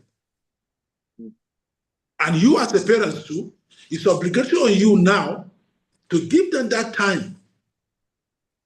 It's important because if you don't give them the time they deserve, they can go to other people and take some advices that are not even within the fold of Islam.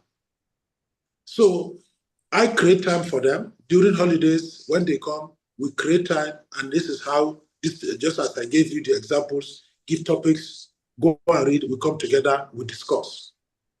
Then when they are in school, we find time to visit them. Yes, no matter the busy schedule, also we call them. If I don't call, the mother will call. If the mother don't call, I call.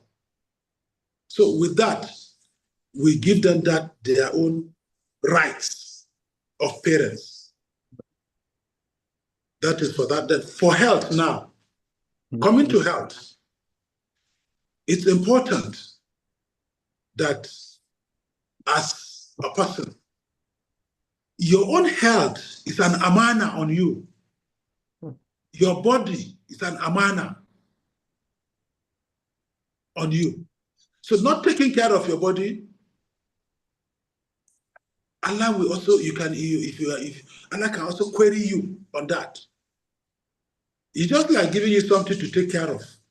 So you yourself, your health is also an amana on you. And it's wajib on you for you to take care of your health. Because if you don't take care of your health, you will not be able to even worship Allah. Although, when you are sick, sickness tends to sort of expatriate sin from you. However, you are expected to take care of yourself. And how do you do that? By ensuring that personal hygiene.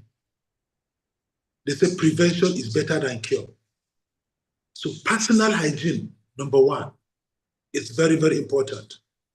Even in Salah, for you to what? Tahara, for you to go and pray, you have to, Allah is good and He loves what is, He doesn't accept what is good. So you can't just go to prayer with dirtiness. You can't just go to prayer anyhow.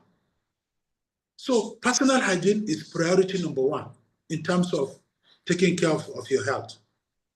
Two, your surrounding, where you sleep, where you wear, what you eat, the food. Also, watch the food you eat. Don't just go and be eating junk, because some of us, especially the youth, you guys prefer junk. But those junks are not really healthy. They're not really healthy. So let's try, even what you are going to eat, make sure it's halal, because it depends on, because if you are not staying with your family where they cook food for you, if you are outside there, make sure wherever you are going to eat, you are going to make sure it's halal. That is number one. Then, apart from being halal, make sure that it is healthy. Eat a healthy diet. Eat more of fruits, vegetables. Eat a balanced diet. So, because too much of everything is bad. So make sure that you eat healthy. Make sure that you eat balanced diet. Make sure that you exercise. Exercise is good for your health. It's very, very important. If you are the type that plays sports, sports is exercise. When you play sports, that reduces stress on you. If you are stressed, go for exercise. That can reduce stress. If you are stressed, go for sports. That reduces stress. If you are stressed, meditation is also part of a way of reducing stress. Meditation, that's do nawafil, read the Quran, do azkar. They are all ways of reducing stress. If you are worried, because you find out that people now, because of stress, they go to the extent of committing suicide. Because of stress, people, depression, and things. Speak out, speak to people. If you are stressed, speak out, speak to your parents. If you are worried, you have any concern that is disturbing you, speak to your parents. Speak to your malams, your teachers. Speak to friends you know can be of help to you. Because if you don't, you keep it to yourself, that can lead to depression. And people, you see those who have no iman, they go to the essence of committing suicide. As a Muslim, that is haram. There are various ways that you can be mentally fit. And these are the ways I told you, by making personal hygiene, good diet, then make sure you take a break. Maybe you are the type that study 10 hours a day. Take a break intermittently. That can reduce stress. You take a nap. That is siesta. By taking siesta, you are tensed up, just go and take siesta.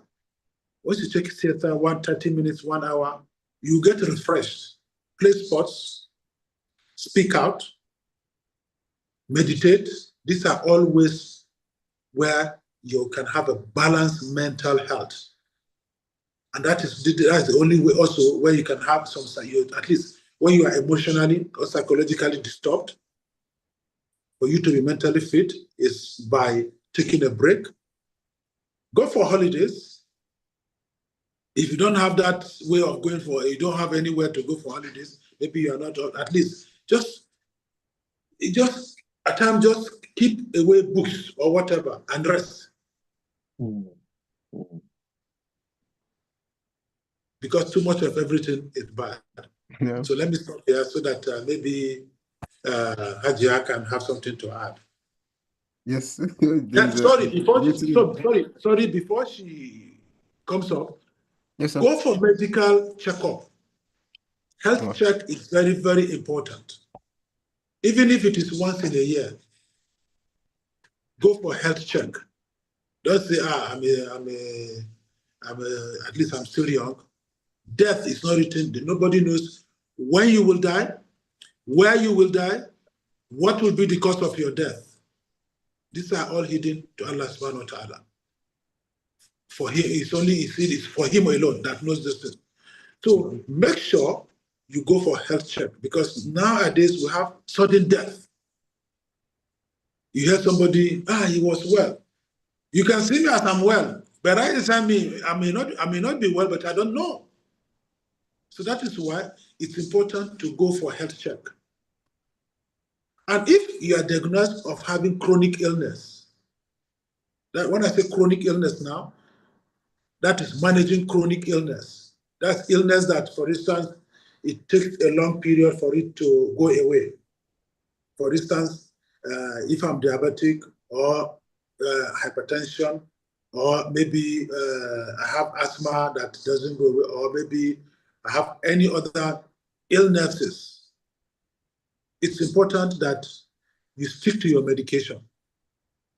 Don't do self-medication. Self-medication is very, very bad.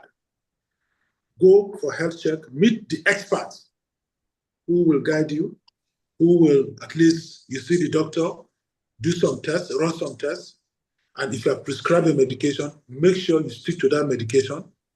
Don't do self-medication, please. Don't just say it's a common headache. If it's a common headache, okay, just take a break, rest, sleep.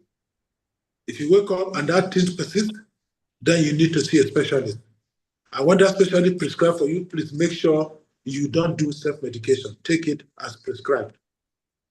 If you have an ailment that is chronic, it's not a certificate of death to say, oh, don't lose hope in Allah subhanahu wa ta'ala. We should never lose hope in Allah subhanahu wa ta'ala. As a moment, Allah subhanahu wa ta'ala will continue to test you. You pass this test, another one comes up. You pass this one, another one comes up. That is why you are a mu'min. Tests are for mu'mins, are for Muslims, to see how can you withstand the test of Allah subhanahu wa ta'ala, the trials. How can you be able to go out of it? Some are physical, some are there are physical ways you can get out of it. For instance, that's why taking precautions and doing the needful spiritually by praying to Allah subhanahu wa ta'ala and what have you. So let me stop here so that I don't bug you too much. Assalamu alaikum warahmatullahi. Waalaikum assalam wa Jazakumullah khairan. I wrote down a lot. Like I wrote down a lot. Barakallahu fikum. May Allah subhanahu wa ta'ala continue to increase in knowledge and keep you, preserve you for us so we can benefit from your wisdom. I mean, so our mother, if please, if you have a few things to add, because I think you said a lot. I think you said, we just for our audience, Jazakumullah khairan, thank you very much for sticking to us up until now, both here on Zoom and on YouTube. So inshallah, after this question, after the input from our mother, we'll just perhaps just say the closing dua and close for today, because we are actually way over the time mark. So now please, our mother, please. So could you please repeat the question so that I can get everything? No. So the question is, how does a person go about? How do you, and of course we too that want to learn from you, go about managing family, health, and stress? Okay. So as a mother, as a wife, a mother, and a business owner, balancing these two is not an easy task. So usually when I'm asked this kind of question, I explain it in terms of seasons. I say I don't really believe in balance, but I believe in seasons. There are different seasons for everything, and it depends on which season you are. And for whatever season you are, you should try to optimize it and make the best use of it. So there are seasons in your life where you find out that you can give your family more time because your family needs you more.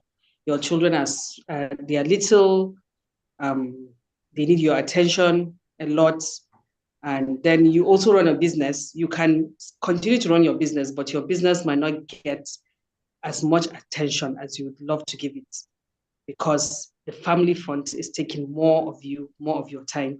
And because you need to prioritize, that's the first thing I should have said, is that in order for you to have a kind of seemingly balance, you have to learn to prioritize. From the beginning, you ask yourself, what are the things that are most important to me as a person, as a mother, as a business owner?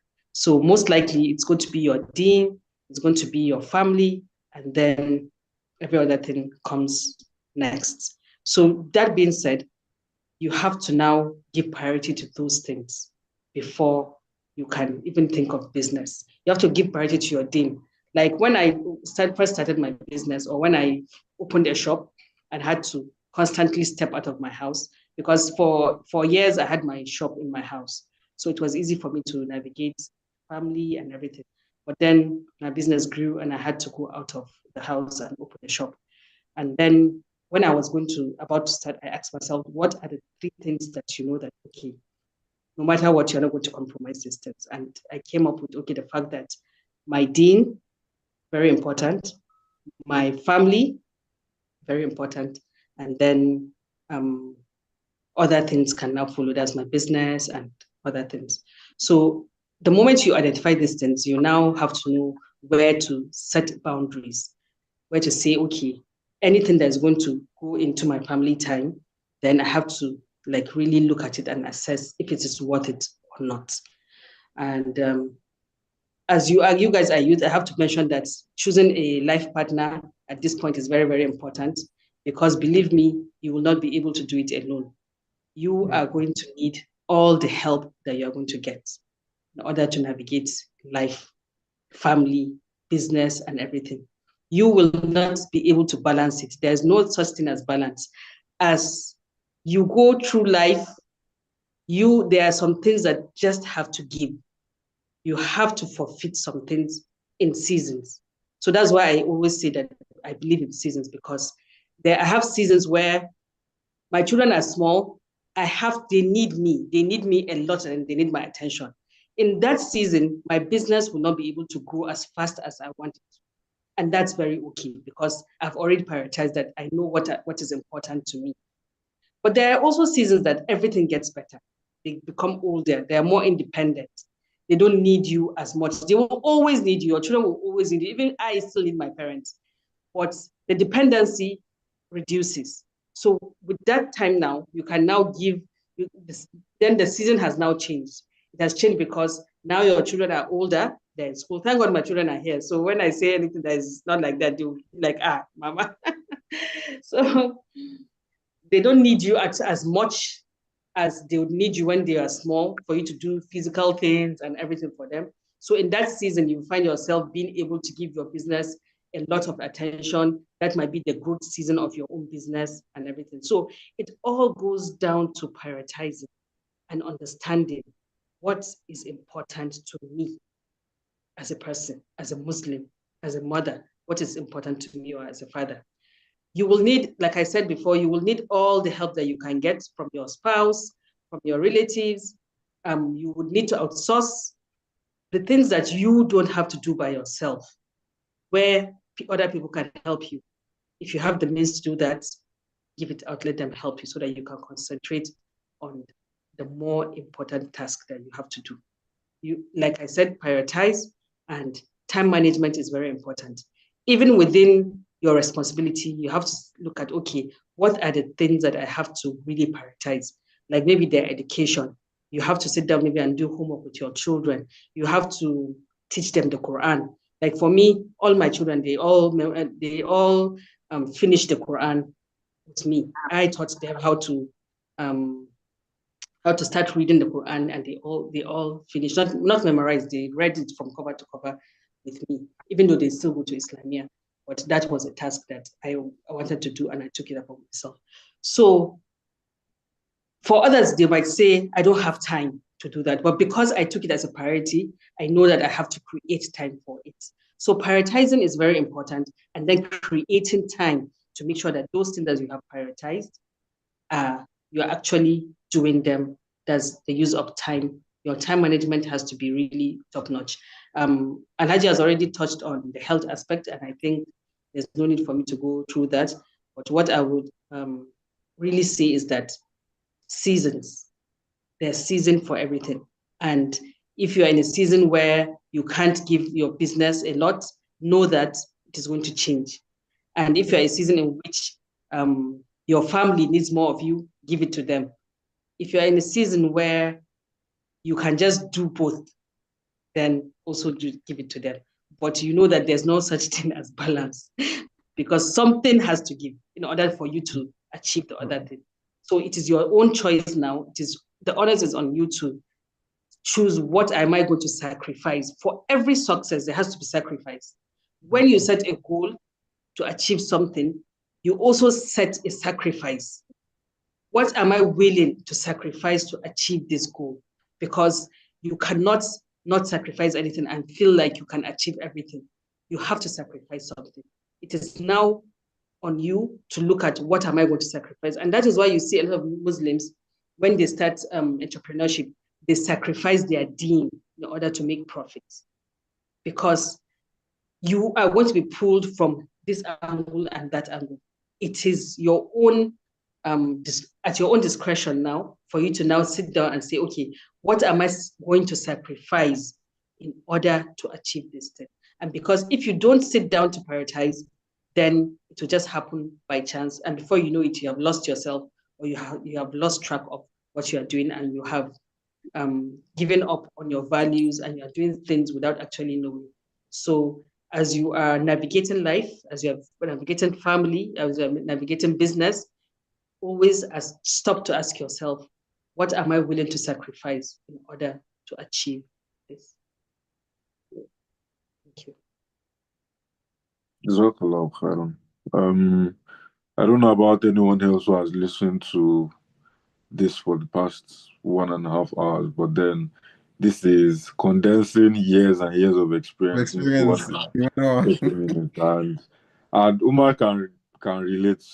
It is almost always impossible to come to the end of a conversation like this because it's just Yes. lessons after lessons, conversations going from. And one of the things that I really especially appreciate from today's session was how our father dragged from his experience as a health professional to give advice that is grounded not just in health but then in the deen about how even your acts of ibadah can be therapeutic and how they can relieve your stress, exercise and things like that. And then you also talked about how you need to prioritize your kids, make time for them. And also our mother too explained that too, because there's this thing I came across, I think it was on social media, and I'll quickly run through it. It says when a child is born, the parents have a head start in gaining their attention over almost everything else.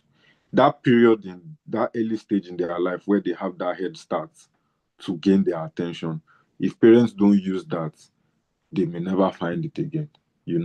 And you'll be surprised that a lot of parents that we have, or a lot of people, they wonder why this child, they are giving them everything, they are doing this, they are doing that, but then they just can't get through. There's this block.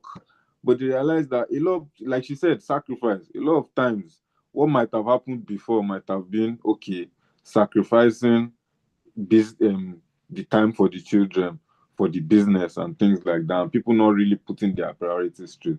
So it's very, very important that in all our goals, all our dealings, we understand that stress management is a very key factor. Because this body that we are hoping to run it doesn't run on hydrogen, it doesn't run on fuel. It is the things that we put inside that it will run on.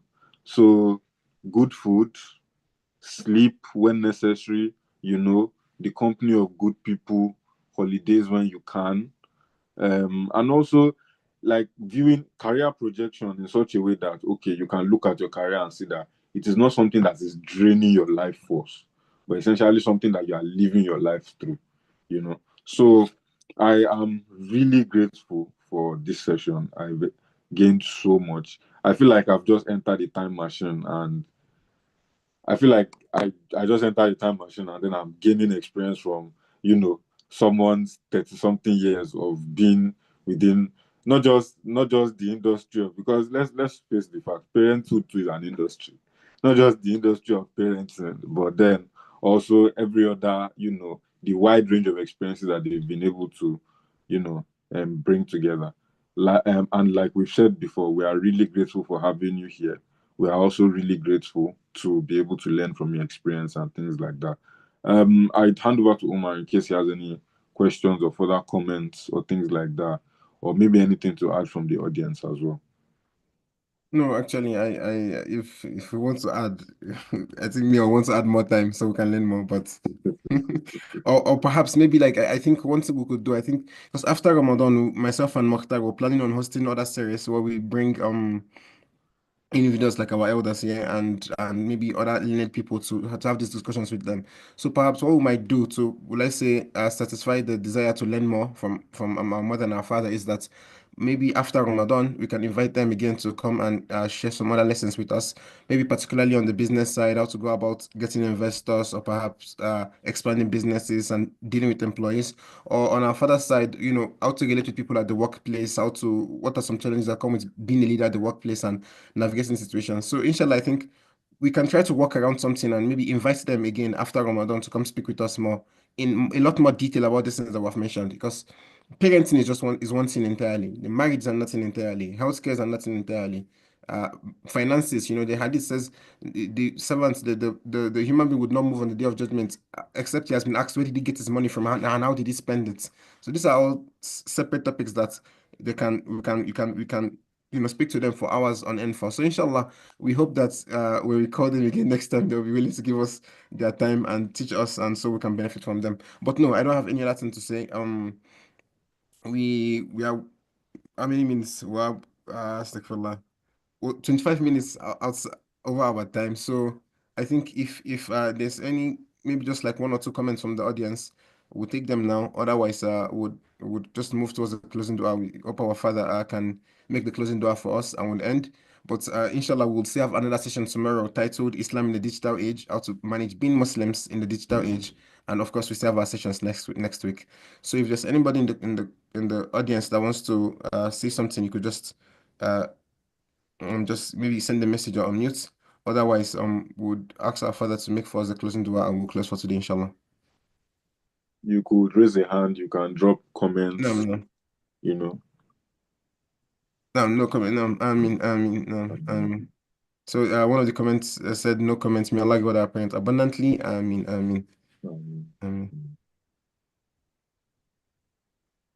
Now, I think it's also important that we include like a rich line where even though our social media pages are on all our platforms, in case you see anything that you're interested in talking about or you want to reach out to anyone who has been on the platform previously, you can reach out to any of the Gmail accounts is there. And if you want to reach out via social media, all our social media platforms are on the flyer anyway.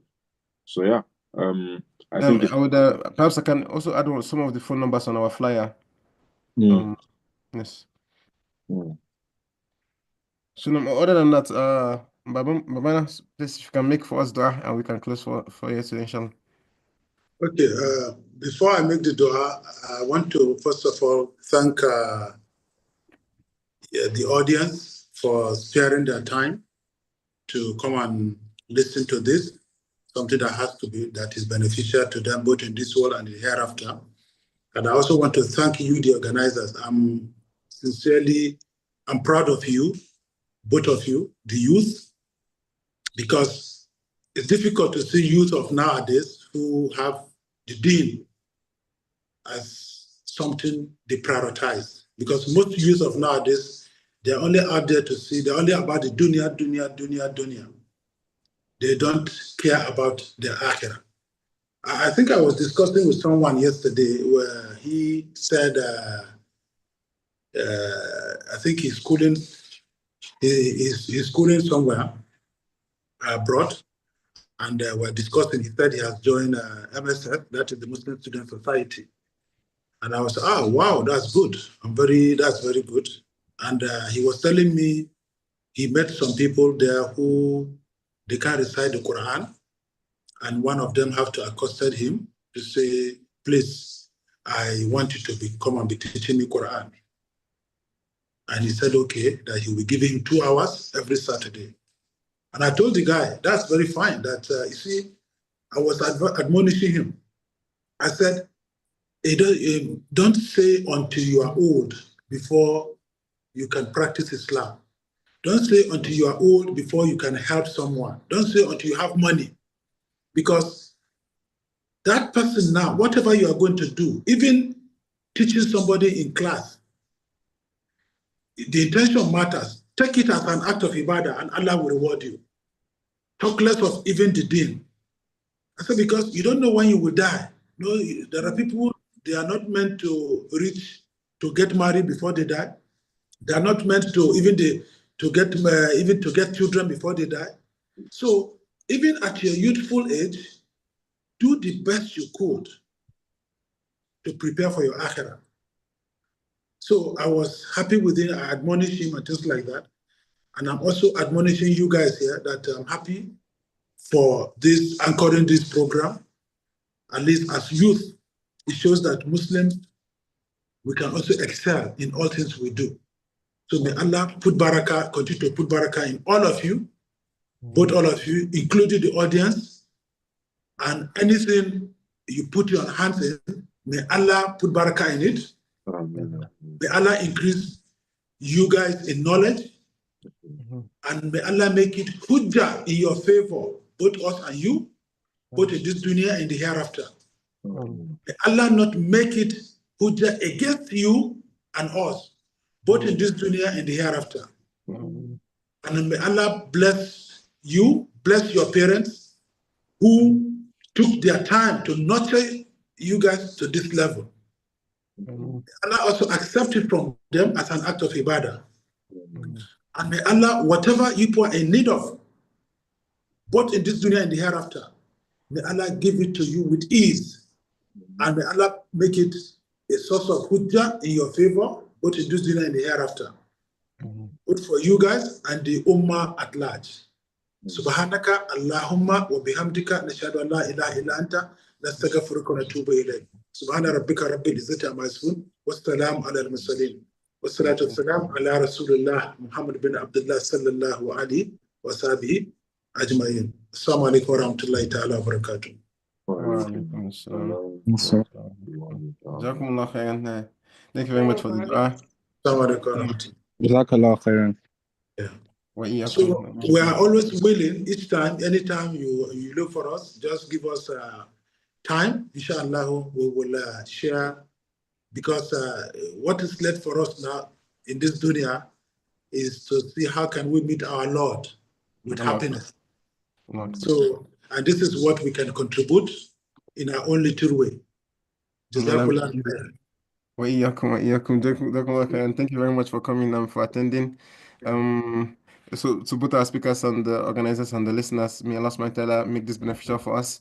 And may Allah subhanahu wa ta'ala answer all of the dua that our father has made and make it hujjah for us and not against us. Ameen. سبحانك اللهم وبحمدك أشهد أن لا إله إلا أنت أستغفرك وأتوب إليك.